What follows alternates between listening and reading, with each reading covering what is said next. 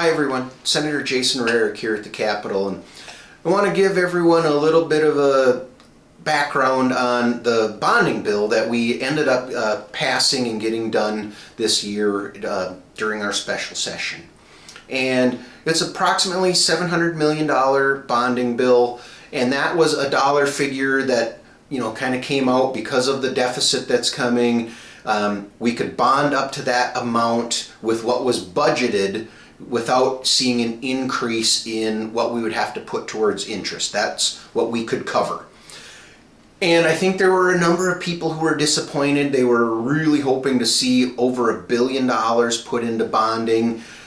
But what happens and why they were looking forward to that is because we have so many legislators who have pet little projects that they want to see funded. It's basically using taxpayer dollars to buy votes so that they can continue to get elected.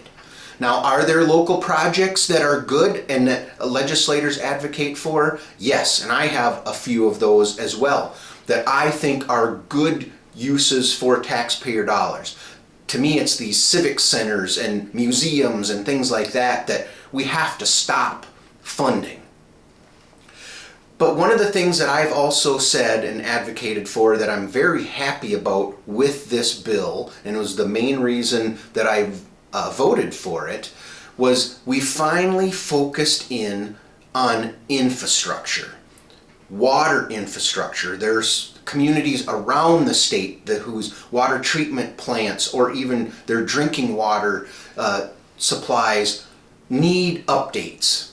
This bill focuses on that. It focuses on roads and bridges, and it focuses on asset preservation. Repairing buildings, whether it's at the University of Minnesota system, the Min-State system, or other state-owned properties.